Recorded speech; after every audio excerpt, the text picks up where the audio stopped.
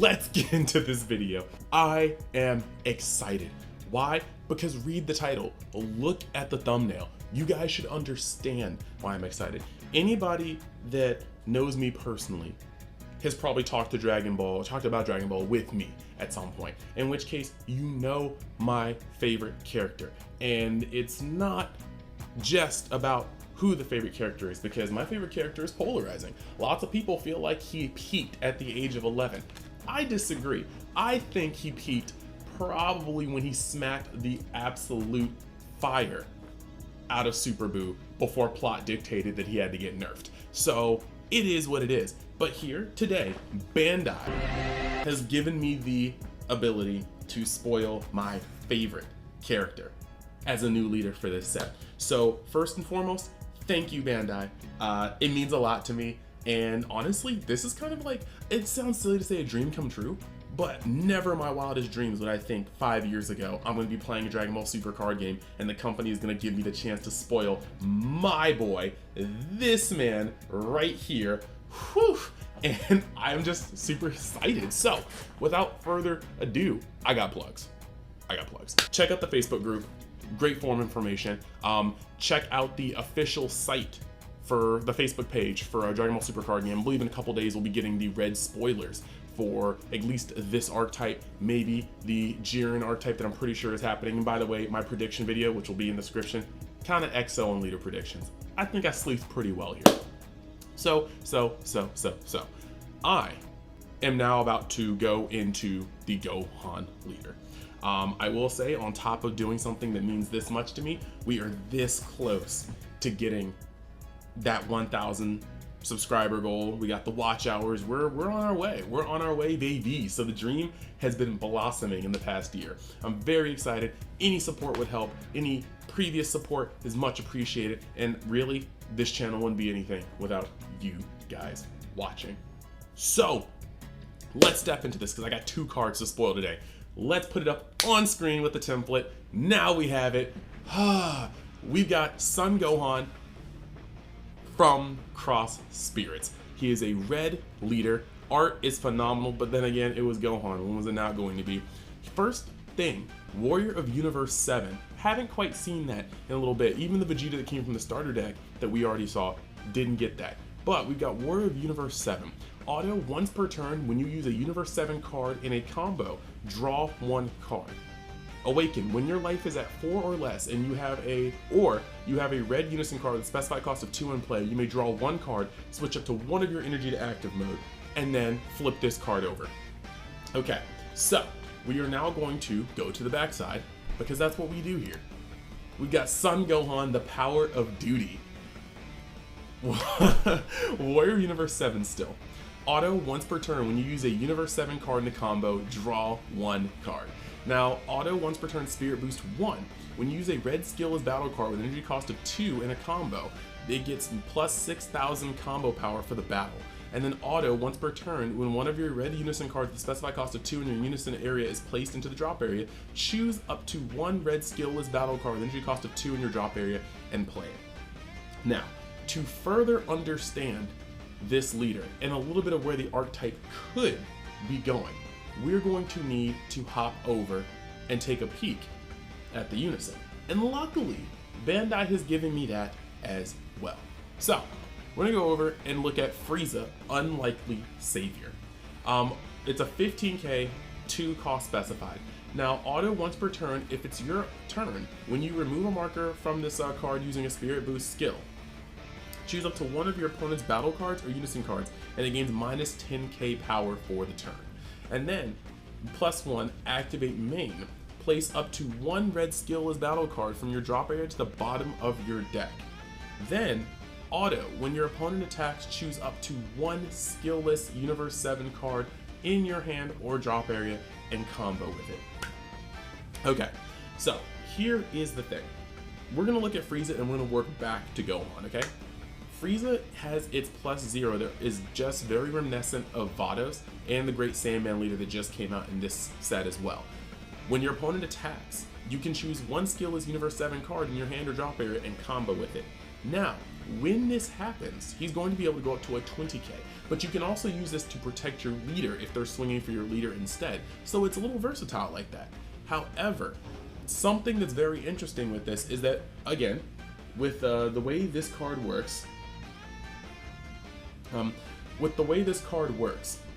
whenever you combo with a Universe 7 card, you're going to draw. So the fact that this happens on either turn is very interesting. When you do it on your turn, you're likely going to be comboing from your hand, making this a break even on his, on your turn. You're going to discard a card, you're going to put a card from your field to the grave, or to the drop, and you're going to draw a card. But when it happens on your opponent's turn, it's going to technically be a +1 if you're using it off the Unison effect, because the Unison's just going to grab it from your grave, and then you're going to combo it and draw cards. It's a +1 on your opponent's turn. It is a break even on your turn. But because it can be used on both turns, you are going to filter with this deck. The card advantage is going to be real. Now, it's +1 on the Frieza, because we're going from the bottom up at this point. Place up to 1 red skills battle card from your drop area to the bottom of your deck. I only think it's going to do this because there's going to be a card that searches out a red skillless card. You see in Videl, there's multiple ways to grab those things, and putting it back assures that you can keep reloading the ability to combo with it and activate the Unison, or the burst, spirit boost thing. Yeah, that. And one thing I'm seeing here is that this is one of the few leaders that doesn't have a pseudo +2. However, it does protect itself. So that could leave it with that effect, or maybe we'll see something that can add a counter in the archetype, but we're still kind of speculating on that. Now, the fact that once per turn, you can remove a marker from this card with Spirit Boost skill, or when you do, you choose up to one of your opponent's battle cards, Unison cards, and gains -10k. This is also very important. One, this is going to be able to wipe out most little weenie Floodgate Silver Bullets, just race them off the field just for operating. But two, this is going to allow you to take counters off of any Unison that's 10k or less. So this is indirect Unison pressure. Or you can bring in 15k down to 5k, allowing even your smallest cards to bully them out of the game. So this is actually a very, very important fact. Now, moving over to the leader, we have got the fact that when he Spirit Boosts and gives that +6k, he's going to turn something into a very thick swing. If you combo on him, because leader swings are very, very, very kind of untouchable right now. When they go through, all you can do is counter them. Sometimes you can tap the leader, or you can block them. You can never really just sit there and go, well, let me just blow up this leader before it hits me. So the fact that this leader can combo with a red skillless, okay, draw a card from it, thereby filtering, Spirit Boost, adding +6k, he's going to go up to a 26k attack and swing on it, base. And that's actually really cool when you are just trying to use the functions of your deck in general. So, that being said, this leader is going to be able to push through a fair amount of pressure on his own, but he's also going to be filtering. It's actually going to be very interesting to see what draw they put into the set, because depending on what they do put into the set, this leader might actually be able to go through a lot of his deck. He's going to be drawing once on either turn, because people have to attack and you're definitely going to be attacking. And so that's interesting. The fact that he has Warrior of Universe 7 not only means that you need to look at some of the cards in the past, but it also opens up cards in the future. Any Universe 7 card with that trait is going to be able to be an asset for a deck like this. So, I am beyond excited to play. And when it comes to some of the cards, while we didn't really talk about this terribly too much, there are a couple of clues that we have from the original commercial. Now, I'm going to put it up on screen. We've seen this before, but in the big splash art, you can see both the vanillas. We already knew there was a Frieza Unison, but we can see both the vanillas that we played. I already felt like there was going to be a Piccolo vanilla, because it makes sense that Piccolo will be the guy in and out defending, Gohan. But now that we have this, we clearly have the Piccolo vanilla that's going to be there, along with the Son Goku vanilla. It's actually there on all fronts. You got the two drops that are going to be 20Ks. But to the left of Piccolo, you can see that Mastered UI Goku is going to be an SR.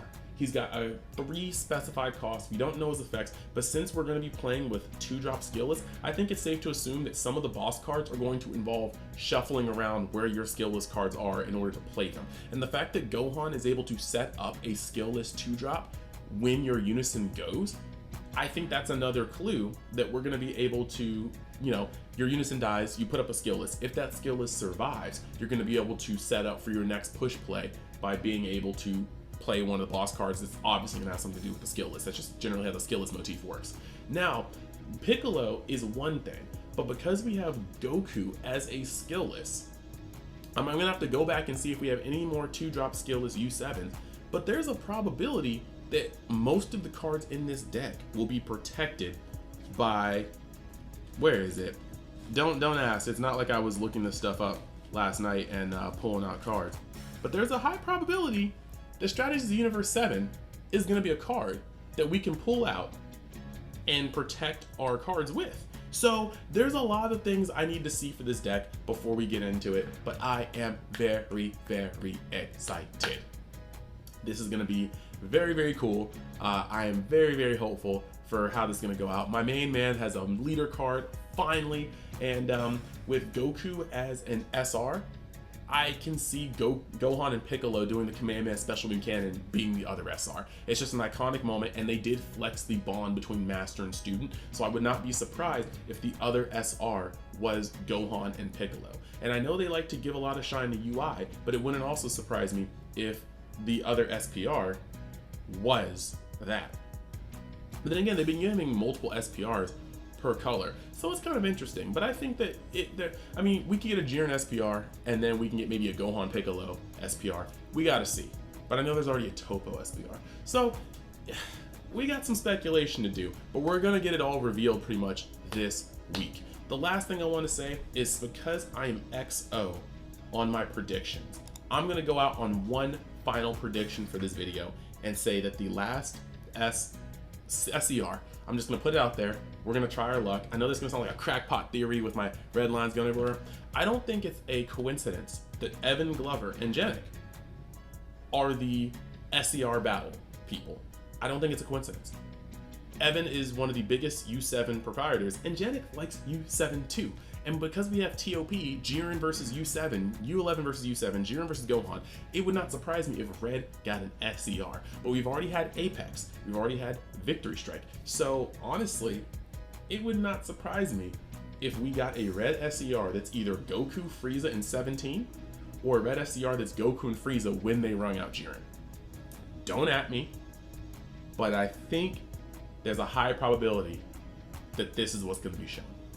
So, thank you guys for watching. Once again, I'm honored for being able to spoil Gohan and a little dive into the effects. And I hope you guys liked it. I hope for Gohan fans that you guys felt this is a little bit of a treat. And I think this is a big step for Gohan stans like me everywhere. If you like the content, think about hitting that subscribe button, hit that notification button. We're not stopping. We're doing a lot of good things with the content. Bet your butts that when we get into this set, I'll be doing a giveaway for the first box I open. And we're gonna have a lot of fun this format. So thank you guys, and I will see you the next time you decide to join Universe X. And make sure you keep your eyes out for the official Red spoiler, because we are really gonna dive into this archetype. Thank you guys, and I'll see you later.